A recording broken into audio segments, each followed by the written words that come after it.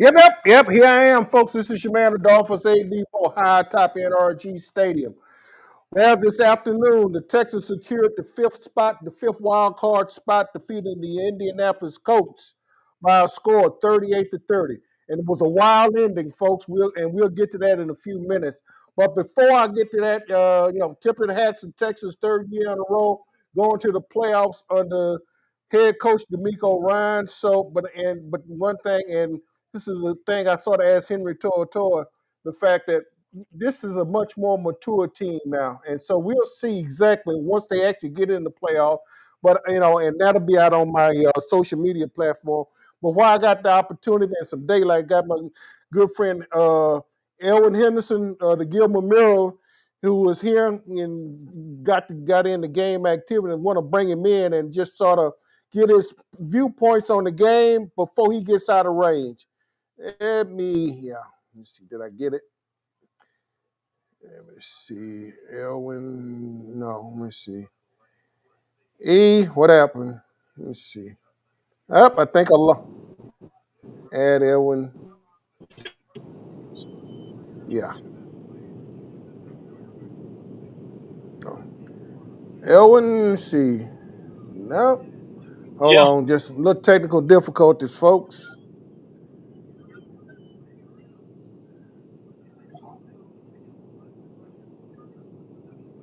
There he is. Elwin, there you go. You're back up now. Yeah, you just disappeared all of a Yeah, sudden. well, I think you disappeared. I was still watching you. But anyway, Oh, Texas final okay. Texas final score 38-30 on the Indianapolis Colts. Your initial comments after watching the game today. What are your thoughts? What are your thoughts? Well, again, they did exactly what they had to do, and that was whatever you got to do to win the game. It wasn't beautiful at first. It was a slow first quarter, but the team did what they had to do. They got the victory, got the ninth win in a row, and of course now, more importantly, heading into the playoffs with a ton of momentum. And I don't know how many people that might be watching AD saw Mark Vanderveer's show, that's on ABC 13 on Saturday night after the news before every game. Yeah, you just But in gave my him hotel room last night, you I just gave him a watched nice plug. You just gave him a it, nice and plug, but that's okay. incidentally, it was so cool because they talked a lot about Togiak and about how he suddenly was appearing that he was quiet, that, he was not somebody that was maybe expected to provide a lot of action, but that he always seemed to be at the right place at the right time. And for probably about 10 minutes, they talked about him, and then had D'Amico Ryans talk about him when he came on his portion of the show last night. And so I thought it was so cool and so fitting that he was featured on that show last night and then got that ending he got. And as we talked about, you could tell when he got that fumble after that fourth lateral, I don't think a Mack truck could have stopped him from getting that end zone. It was awesome. Just a great finish. And of course, as you heard D'Amico Ryan say, they told him before the game today, when you score a touchdown, we're going to come celebrate with you in the end zone. And the whole team ran into that end zone on that last play to celebrate with him. I just thought it was such a cool and wonderful thing and just a great tribute to his hard work. And again, like you said at the beginning of the show, congratulations to the Texans. Third year in a row in the playoffs, tied their most wins ever in a season. And I'll tell you what, I think everybody now, anybody that might have been questioning it the first year or two, is going, man, this team has it together. Like you said, they're much more mature now. They've got it together. They've got a great general manager, a great head coach, a great franchise quarterback, great receivers, number one defense in the league.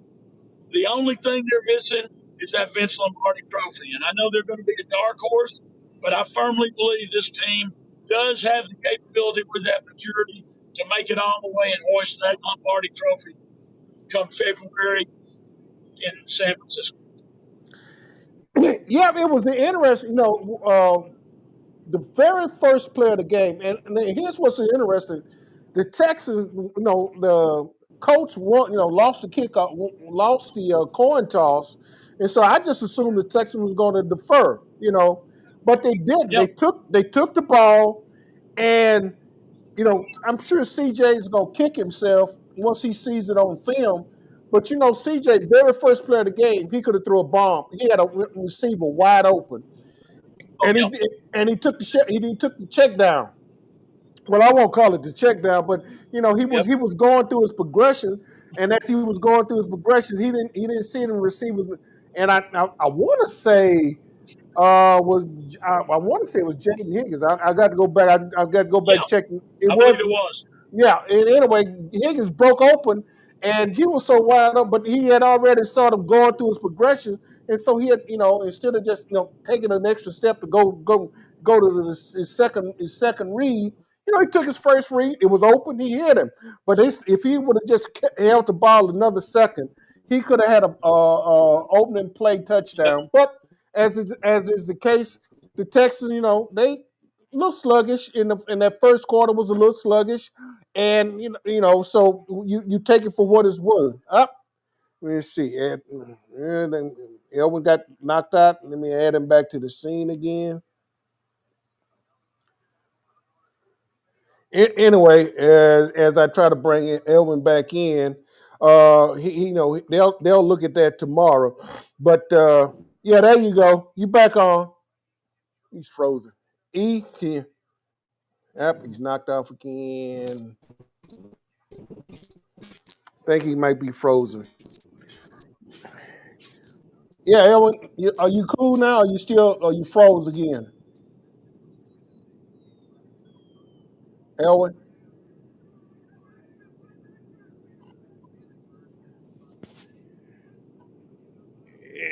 Yeah, he's not communicating because I'm looking down. I'm not getting. I can see him. Elwin, can you hear me?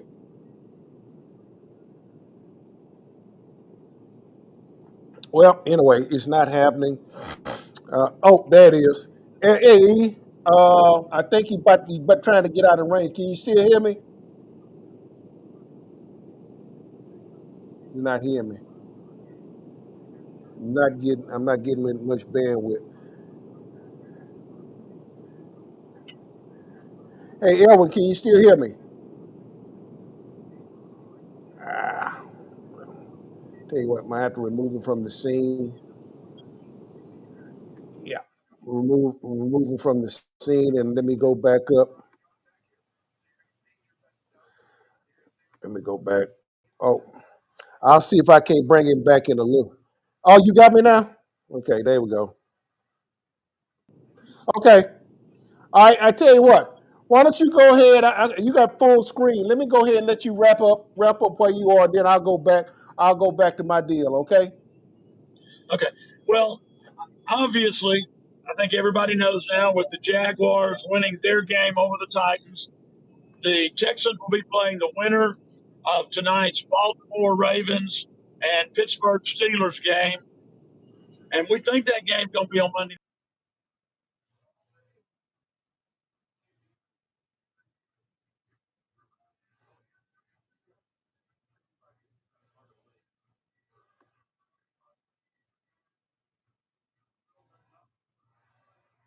We're thinking it'd probably be a Monday night game.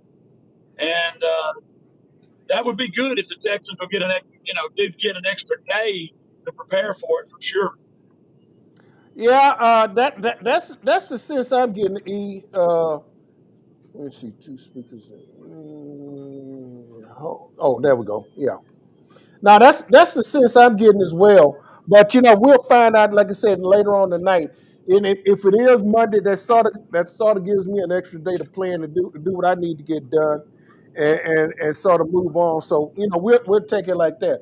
Hey, I tell you what, I know we got some communication issues. Why don't we go? Yeah. Why don't you go ahead and wrap up yours because you about to lose the daylight. Wrap up your deal, and then I'll get back to the clips I got, and I'll finish up the show once you get through. Okay. Well, the only other thing I've got to add, you remember, of course, D'Amico saying at the end when somebody asked him if his touchdown run was supposed to be to him or was it Tommy? Anyway, and D'Amico said, we wanted to score. and he laughed. Well, when CJ came in, the same reporter that had asked D'Amico about it asked CJ about it, and he busted out laughing and he goes, "No, that was not supposed to be mine. I was supposed to hand it off," and that he had been warned that the lineman tended to shift and that he would have to avoid the lineman, and that's why he needed to hand it off. And he said, but somehow or another, I avoided him. I saw the opening. I missed him. He didn't get me, and I scored. And he said, I felt really bad because that was one of my Buckeye players from our Ohio State days. But he said, he forgave me. So I thought that was pretty cool. Yeah, yeah. All right, hey, E, final, your final comments, and then I'll move on. Okay. All right. Well, again, I'm just tickled to death to see the Texans make it for the third year in a row, which, as we know, first time in franchise history that's done, that they've made the playoffs 3 years in a row. And as you've already mentioned, this team is a much more mature team now. And I firmly believe they're going to get past that divisional round. And there's no doubt in my mind, I'll go out on a limb and say it. They will at least be in the AFC Championship game. I believe that with all my heart. Well, I tell you what, we're going to see. Hey, man, hey, buddy, I tell you what, appreciate it. Be careful down going down the road, and we'll talk later on, okay? All right, AD, appreciate it, buddy. And you make sure you bring them through next weekend. All right, take care, man. You bet. Bye bye. Yep, Elwin's going to appreciate him. Got him from us.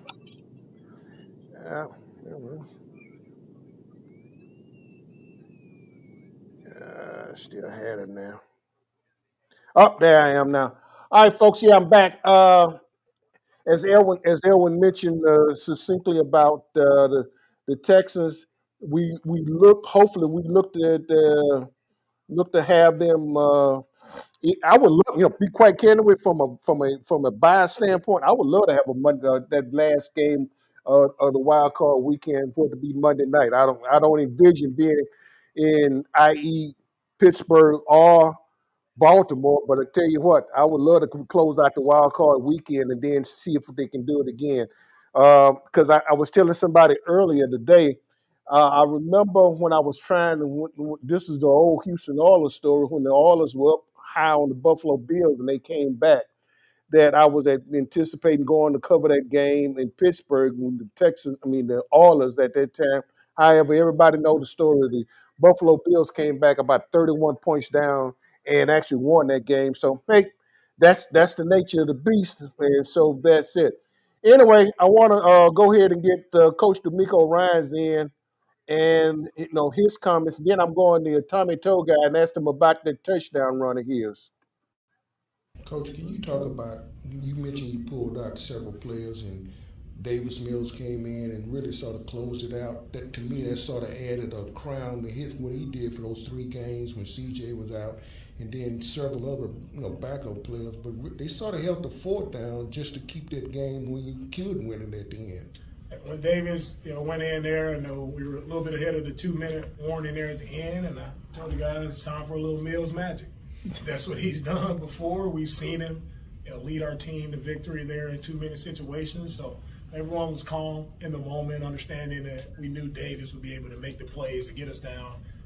Want to get in range there to hit the field goal, and Davis did exactly that. We threw the ball, ran the ball, whatever we needed to do to gain yards. Davis was able to execute the offense in such a great manner to put us in position to win the game.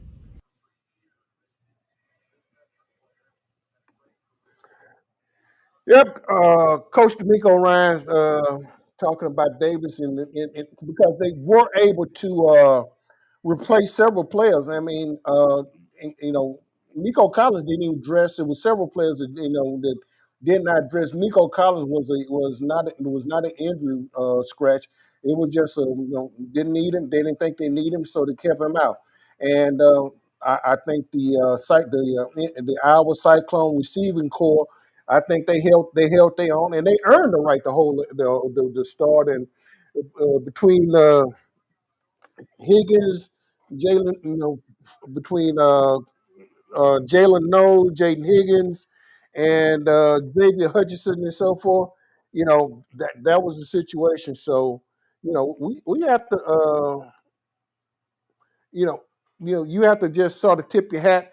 And let me just say this right now: that the Texans draft picks this past year's draft picks were big contributors to this team. You go back and look at those draft picks. Both of the Iowa Cyclone receiving core. You got Woody Marks. Players contributed well, and I can't say enough about Ariante Irsay, the draft pick out of Minnesota who took over that left tackle position as a rookie. Think about what I'm just saying, folks. As a rookie, Ariana Irsay took it over, and he has a remarkable growth at that position. And I said it last week. I'll say it this week. I know the All-Pro team is already out. There should have been a spot for Titus Howard on that team. He's played every position on that offensive line. Only thing he hadn't done that would, and if he'd have been a center, if he had snapped the ball, he would equal what Bruce Matthews done with the Houston Oilers and been playing every position on that offensive line. But he played both guards. He's played both tackle positions. And so, in my humble opinion, and I think that Titus Howard there should have been a spot, but he played too many positions. But if you go back and look at next game snaps, and look at the different positions, you will find Titus graded out, with the exception maybe one game in one of the losses. Other than that, Titus Howard has graded out, I thought, exceptionally well. But he played so many different positions. The voters probably couldn't figure out a way where to find him at. But if they had to put in beside even the second string one, but for a guy who played all the positions, I thought, in my humble opinion, he should have been a spot on the All-Pro team. But it wasn't the case. Elwin mentioned Tommy Togai, who was on the 13 show for the Texans show that Saturday night because he had the chance to look at it. I got a chance to ask Tommy about the about the touchdown, about that touchdown run, and quickly Tommy, let me ask a quick question. It seemed like when you got to the end zone, did you don't dive for the end zone just to make sure you got in there? I did. I was like, so I took a hit too, but I was like, I got it. And then I was like diving just to get across that goal line, whatever it took to get in the end zone. Yeah. So, and Elwin alluded to it. Tommy was, the prior question, I just got this clip that I wanted him to get, to play. But the thing about it, he said, yeah, it was we sort of expected what the rugby play that they were going to play, and what they started throwing the ball all over the field. And as Tommy Togai said, he said, I just started, watching the ball and just had it just went to the rugby style mode and the way they've been coaching. Really, you have to sort of think about it, folks. The way the Texans played that was absolutely, coaching. That's part of a good coaching staff, is the way they played it. And so, you take your hat off to the Houston Texans. Now, here's what happens. We know the Texans have solidified the 5th spot for the playoffs. Where they will play will be determined tonight on the Sunday night game on the Sunday night game between the Steelers and the Baltimore Ravens. The Texans have already played the Ravens once. In fact, they snapped. They got a lot of just revenge because I know Lamar Jackson was out, but the front of the jersey said Baltimore Ravens, and they still showed up. And the Texans went up there and extracted amount of, shall we say, some bad luck that they've had, because the Baltimore Ravens had been using them for a stepping stone or almost a floor mat for the last several games, but the Texans extracted amount of revenge out of them. So so the winner of the Steelers Ravens game will be on tap tonight, and that will set us up as to where we'll be going. And as I already alluded to it, Just maybe the Texans, because if you go back and remember all the other prior playoff game, wild card games, the Texans have always had been that first game on Saturdays for wild card weekend. And so maybe they can probably get and I know they got some prime Monday night games. They had some prime games this year with looking at their record.